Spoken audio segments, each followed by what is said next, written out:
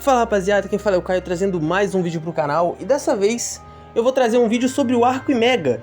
Ele fica dentro da saga da viagem de Dragon Ball GT e é um arco que eu gosto bastante e eu vou mostrar pra vocês os motivos de eu gostar, também vou falar algumas coisas que eu não gostei e é isso, vamos pro vídeo. Esse mini arco, por ser o primeiro de Dragon Ball GT, tem algumas coisas que são meio controversas, né? Como por exemplo o começo da relação entre Pan e Goku. Nesse arco a Pan toda hora responde o Goku, trata ele mal, o Goku também provoca ela, e é meio que uma rivalidade dos dois sem ser uma rivalidade de fato, né? Parece só que os dois realmente não se dão bem, né? E isso faz certo sentido, já que quando a Pan gostava muito do Goku, ele simplesmente sumiu. E eu não tô falando que a Pan guarda ressentimento, mas sim que eles perderam, assim, a conexão que eles tinham. Porque antes os dois se amavam bastante. O Goku era um bom avô e do nada o cara sumiu, né? Querendo ou não, eu acho que esse é o único desvio do Goku do GT. Na questão família, né? Que ele basicamente abandonou a família. Ele ficou 5 anos sem nem visitar eles. Claro que depois o GT compensa isso com ele sendo um avô presente, também sendo presente para os filhos novamente.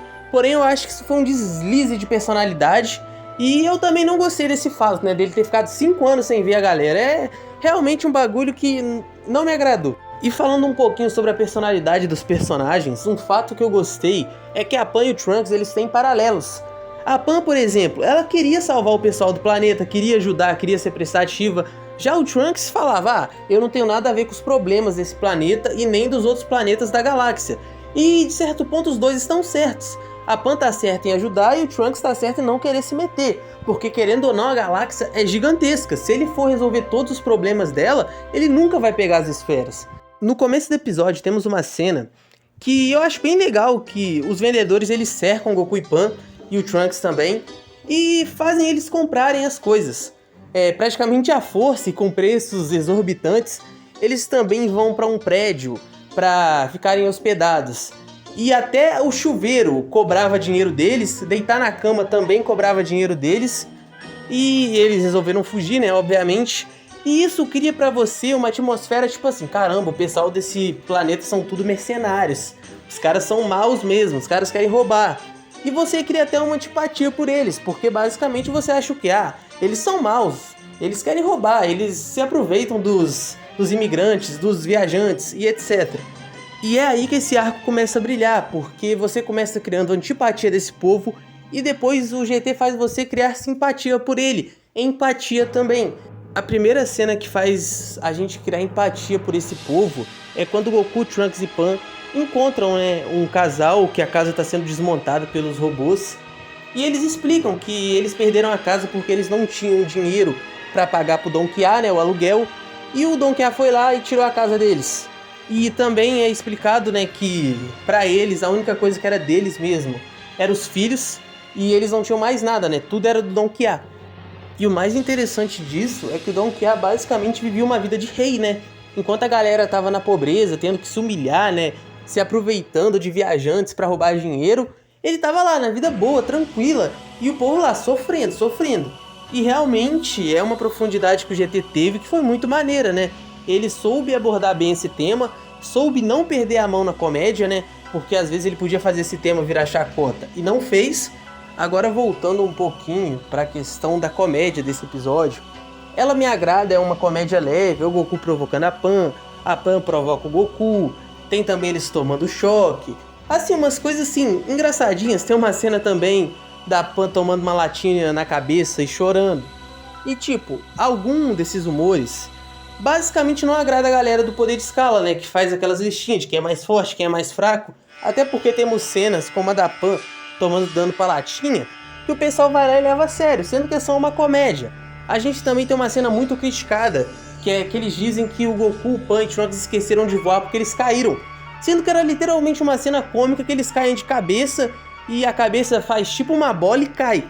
Uma coisa também bastante comentada nesse arco é a questão do teletransporte, né? Já que é nesse arco que é estabelecido que o Goku não consegue mais fazer, muito pelo seu corpo de criança e tudo mais. E na minha opinião, querendo ou não, é algo necessário esse nerf. Porque se o Goku tem teletransporte, a gente sabe que ele poderia ir para qualquer planeta muito rápido. Isso tiraria também a questão da nave. Então faz certo sentido o Goku tomar esse nerf. E a galera também discute, ele voltou a ser criança, mas a parada fica na memória e tudo mais. E aí a gente entrar numa questão muito de teoria, né? Porque se o cérebro do Goku diminuiu, talvez ele perdeu algumas memórias, só que isso também não é abordado. E também não é abordado como o teletransporte funciona 100%, principalmente na época de lançamento do GT. E eu tô falando muito na questão de como que o Goku aprendeu o teletransporte. A gente não sabia como é que era esse treino, o que era necessário. Então tudo era meio controverso, digamos assim, né? Era meio obscuro, a gente não sabia. Algo que eu gostei bastante também foi eles andando quietinhos, né? Pra chegar no castelo e roubar a nave. Eu gosto bastante de cenas assim, né? Porque dá uma variada, geralmente o pessoal só vai pra porrada e aqui eles preferiram ir por outro caminho. E eu gostei bastante, tem umas cenas cômicas engraçadas, tipo do nada uma pedra caindo na cabeça do Trunks, o Goku pisando numa poça de água, o pessoal desesperando, o Giru acordando. E a luta em si foi bem legal. A luta com os capangas foi bem animada, né? Todos os três ganharam de algum capanga e foi uma cena bem bonitinha.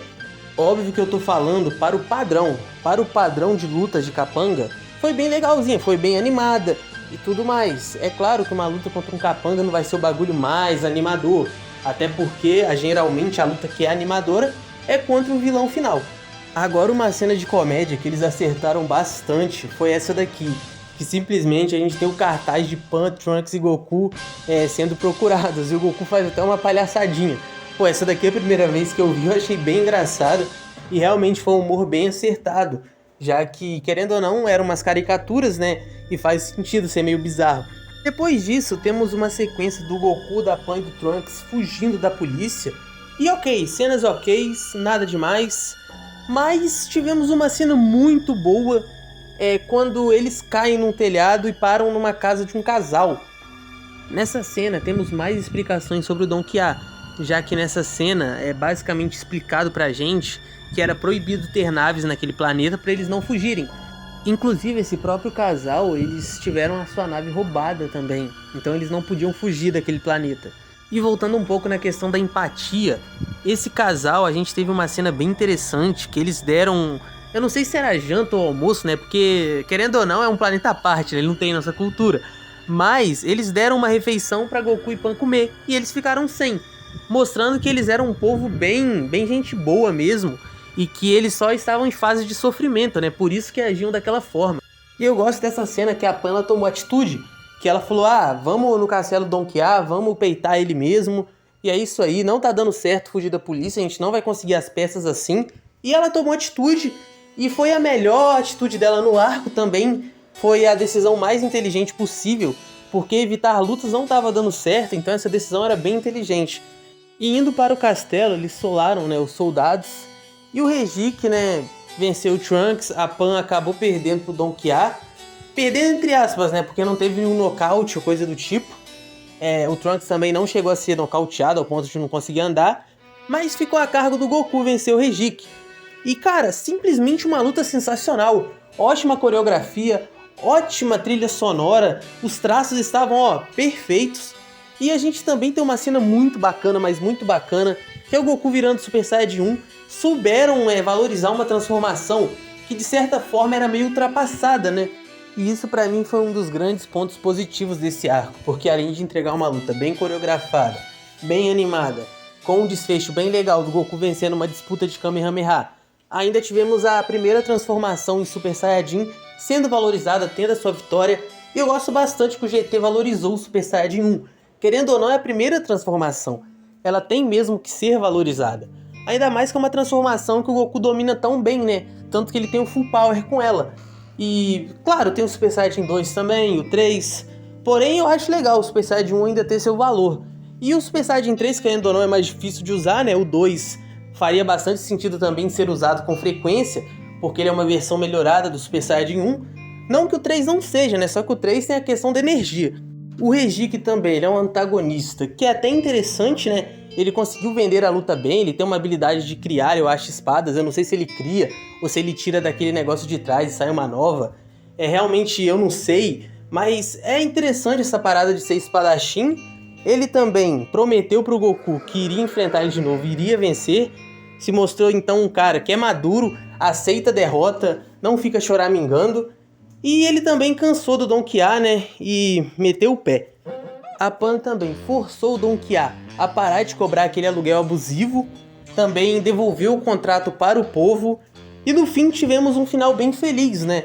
É um arco que, principalmente, assim, para crianças, é um arco muito legal de uma criança de 5 anos ver, porque é um arco que dá esperança, é um arco que a gente cria empatia por personagens, é uma história, claro, pra gente que já tá adulto, legal, mas pra uma criança ver um arco assim, que prega muito a questão da esperança, já que o povo de lá, ele fala, a gente pode não ter força, mas a gente tem esperança. Claro que talvez esse arco não agrade todos os tipos de fãs, porque é um arco que tem bastante bobeirinha, é um arco que tem umas piadinhas meio bestinhas, também tem piadas bem interessantes, e na minha opinião um ótimo arco, né? Um início muito bom, você teve um vilão legalzinho, você teve uma ótima luta no final, você teve os momentos cômicos, você teve os momentos de profundidade e história. Então, na minha opinião, foi um ótimo arco que ele pode te agradar. Se você for uma criança, se você for um adolescente e se você for um adulto. E na minha opinião, a gente tem que analisar os arcos do GT como eles são. Eles não são arcos focados só em porradaria. Eles têm a questão da comédia, é uma questão mais de aventura, bobinha e tudo mais. A gente tem que entender também que o GT nunca quis ser igual o Z no começo. É por isso que é bom ter isso em mente, né? Mas enfim, é um arco que eu dou nota 10, é um arco que eu gosto bastante. Gosto da participação da Pan, gosto do início do desenvolvimento dela e do Goku. Gosto também da função do Trunks, né? Que ele tá ali pra ser o cara mais, assim, cabeça, mais pensante, também mais frio. E eu acho isso legal. Enfim, é isso aí. Valeu pra quem assistiu até o final. Eu gostei bastante de fazer esse vídeo. Eu gosto bastante do arco de Mega. Eu gosto bastante de Dragon Ball GT. E é sempre um prazer estar aqui e falar bem de GT. Também ler o comentário de vocês, é bem legal. E é isso. Tchau, tchau.